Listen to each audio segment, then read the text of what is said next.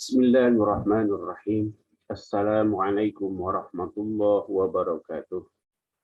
Bersama ini akan saya sampaikan terkait perangkat akreditasi lembaga pendidikan diniyah yang di dalamnya mencakup madrasah diniyah dan taman pendidikan Al-Quran, khusus untuk di Kabupaten Cianjur yang pelaksanaannya pada tahun 2021. Apa landasan yuridis yang mengharuskan kita mengakreditasi? Undang-Undang Nomor 20 Tahun 2003 Pasal 60 menyatakan bahwa akreditasi dilakukan untuk menentukan kelayakan program dan satuan pendidikan pada jalur pendidikan formal dan non-formal pada setiap jenjang dan jenis pendidikan. Akreditasi terhadap program dan satuan pendidikan dilakukan oleh pemerintah dan atau lembaga mandiri yang berwenang sebagai bentuk akuntabilitas publik. Akreditasi dilakukan berdasarkan kriteria yang bersifat terbuka. Nah, penyelenggara akreditasi untuk lembaga pendidikan diniyah di Kabupaten Cianjur adalah pemerintah daerah, yang dalam hal ini dilakukan oleh P3DPTQ yang menjadi lembaga khusus yang dibentuk oleh pemerintah daerah untuk mengurus lembaga pendidikan diniyah. Peraturan Pemerintah 57 Tahun 2021 Pasal 50 yang pertama, akreditasi dilakukan untuk menentukan kelayakan satuan dan atau program pendidikan. Kedua, akreditasi sebagaimana dimaksud pada ayat 1 menggunakan instrumen dan kriteria yang mengacu kepada standar nasional pendidikan. Instrumen akreditasi lembaga pendidikan diniyah yang digunakan di Kabupaten Cianjur dikembangkan berdasarkan indikator-indikator pokok yang ada pada standar nasional pendidikan yang disesuaikan dengan kondisi keberadaan lembaga pendidikan diniyah pada tingkat minimal. Ketentuan-ketentuan yang harus dipenuhi dalam standar nasional pendidikan kita kembangkan menjadi indikator-indikator dalam instrumen dan kriteria akreditasi lembaga pendidikan diniyah di Kabupaten Cianjur. Saudara sekalian, instrumen akreditasi diniyah di Kabupaten Cianjur ini dikembangkan yang dasarnya antara lain keputusan Direktur Jenderal Pendidikan Islam nomor 7131 tahun 2014 tentang revisi SK Dirjen Pendidikan Islam nomor 2347 tahun 2012 tentang pedoman penyelenggaraan madrasah diniyah takmiliyah. Yang menjadi acuan pokoknya secara teknis adalah Kepdirjen tersebut. Nah, apa yang ada atau yang menjadi perangkat akreditasi diniyah untuk di Kabupaten Cianjur? Yang pertama, profil madrasah diniyah atau TPQ. Yang kedua, instrumen akreditasi. Kemudian ketiga, penskoran dan pemeringkatan hasil akreditasi. Seperti apa kita mengembangkan instrumen akreditasinya? Yang pertama, instrumen itu dikembangkan dengan instrumen yang kita kembangkan itu dapat diukur atau measurable. Kemudian yang kedua, antara satu indikator atau antara satu butir dengan butir yang lain tidak menimbulkan banyak penafsiran. Jadi secara terperinci, secara detail antara satu indikator dengan indikator yang lain berbeda, antara satu butir instrumen dengan butir instrumen yang lainnya ya saling berkesinambungan tetapi saling tidak menimbulkan banyak penafsiran. Kemudian merujuk pada standar umum penyelenggaraan pendidikan yang jelas atau standar referred. Kemudian yang keempat, tidak mengintegrasikan banyak aspek atau double aspek. Jadi setiap butir pada instrumen akreditasi tersebut ya secara khusus dan secara fokus pada masing-masing aspek penyelenggaraan pendidikan. Yang kelima, butir instrumen yang satu tidak meniadakan butir yang lain. Jadi ini secara keseluruhan instrumen yang kita buat sebanyak 93 butir itu saling menguatkan dan saling keterkaitan satu sama yang lain. Jadi bukan saling meniadakan. Inilah komponen penilaian akreditasi. Yang pertama, komponen akademik, jumlah butirnya 32, ada pada nomor 1 sampai dengan nomor 32. Kemudian yang kedua, komponen pengelolaan, ada 24 butir, dari nomor 33 sampai nomor 56. Kemudian yang ketiga, komponen pendidik dan tenaga kependidikan, ada 11 butir, dari nomor 57 sampai dengan nomor 68. Kemudian yang keempat, komponen sarana dan prasarana, ada 12 butir, nomornya 69 sampai dengan 79. Kemudian yang kelima, komponen kesiswaan dan kelulusan, jumlah butirnya 14, nomornya 80 sampai dengan 93. Jadi jumlah butir pada instrumen akreditasi lembaga pendidikan diniyah di Kabupaten Cianjur sejumlah 93 butir. Nah, seperti apa kerangka instrumen yang kita kembangkan? Yang pertama tadi itu adalah komponen akademik. Ini mencakup pertama kurikulum. Kurikulum itu ya terkait dengan acuannya, pengembangannya seperti apa, struktur pelajarannya seperti apa, beban belajarnya seperti apa, kemudian kalender pendidikannya. Yang kedua, terkait dengan pembelajarannya, yang mulai daripada perencanaannya, prosesnya, proses itu penggunaan media, pemilihan metode dan komunikasi, kemudian pembiasaannya, spiritual, akhlak, sosial, dan cinta tanah air, kemudian pengembangan minat dan bakat, supervisi kepala, dan antusias tenaga pendidik dan tenaga kependidikan. Ya, ini kita sesuaikan dengan situasi dan kondisi yang ada atau karakter diniyah yang ada di Kabupaten Cianjur. Kemudian yang ketiga adalah terkait dengan penilaian. Penilaian itu yang mulai daripada penugasan, pengayaan, penilaian hasil belajar, pelaporan hasil belajar, pelaporan hasil penilaian, dan pendokumentasian hasil belajar. Nah, sementara komponen pengelolaan mencakup pertama landasan penyelenggaraan. Jadi ini menyangkut badan hukum penyelenggaranya dan izin operasional. Apakah lembaga pendidikan diniyah itu berada pada lembaga yang formal, artinya pada badan hukum yang formal, pada yayasan atau pada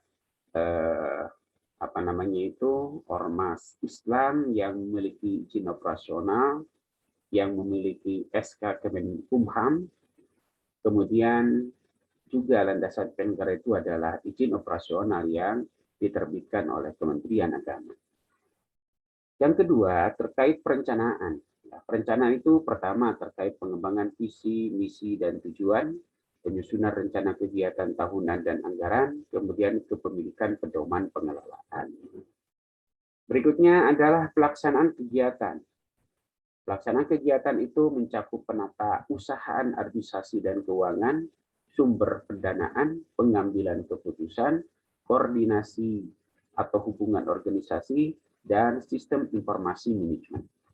Nah, tetapi ini kita tidak sedetail seperti yang terjadi pada lembaga pendidikan formal, tetapi ya sesuai dengan karakter yang ada di madrasah diniyah yang serba memiliki keterbatasan. Kemudian yang juga termasuk komponen pengelolaan adalah pelaporan. Pelaporan kegiatan, data, dan keuangan.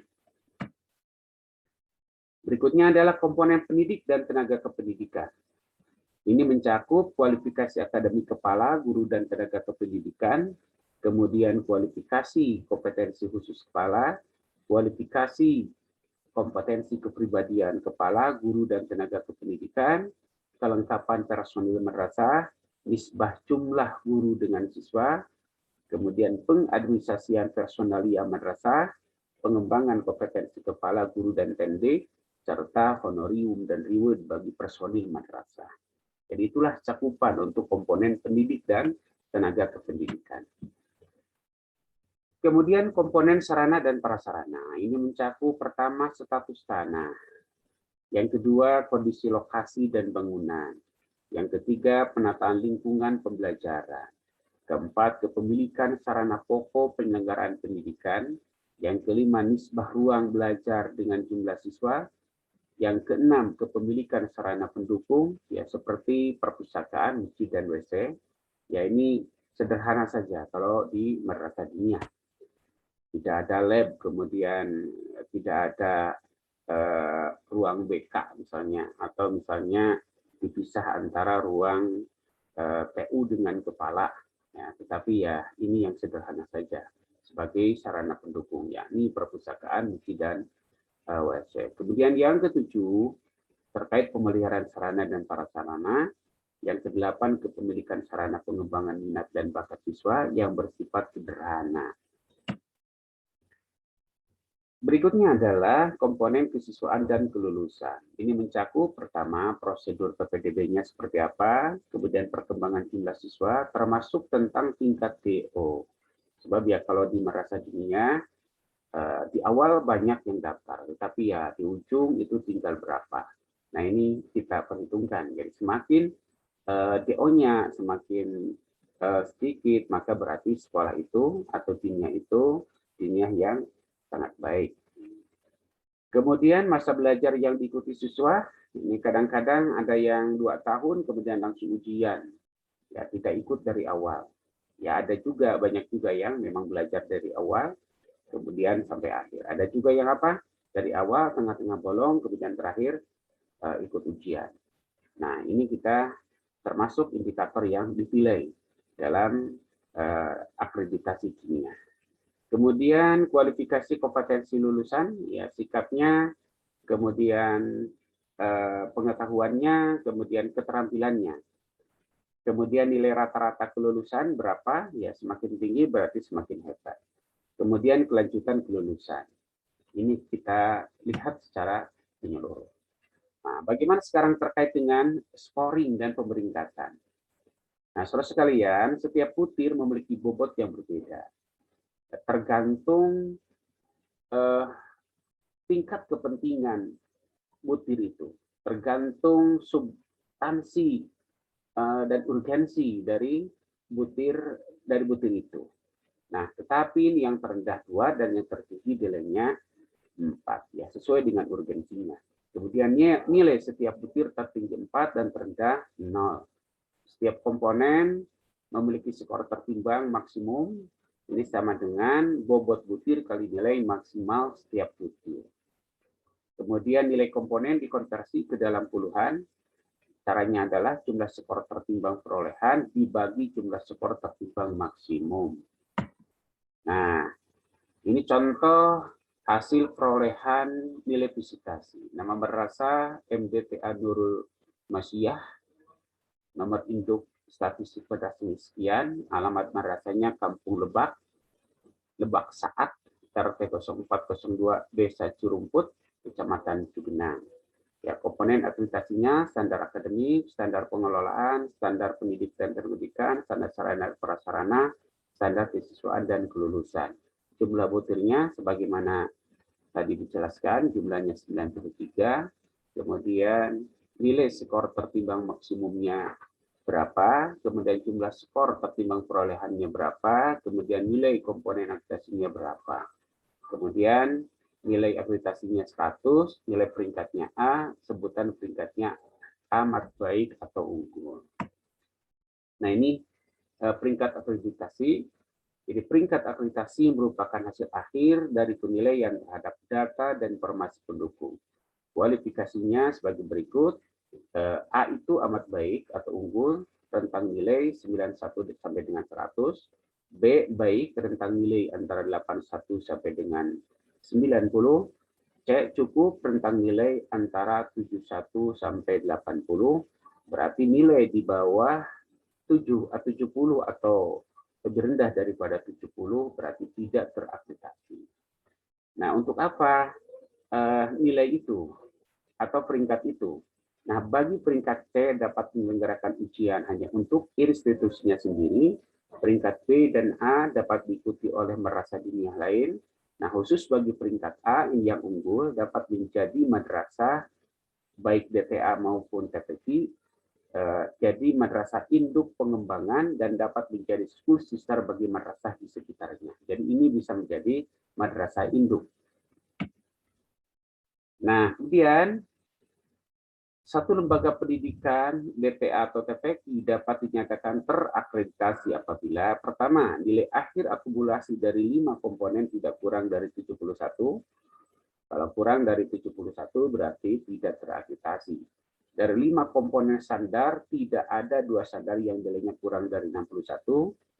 Kemudian nilai komponen standar akademik atau standar pendidik dan tenaga pendidikan tidak kurang dari 65. Ini status terakreditasi atau tidaknya suatu lembaga pendidikan diniyah di Kabupaten Cianjur.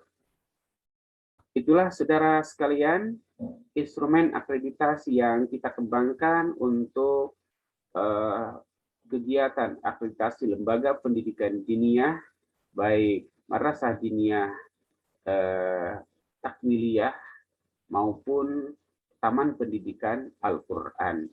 Ini adalah pada jenjang awaliyah, bukan pada jenjang wusto ataupun jenjang ulia.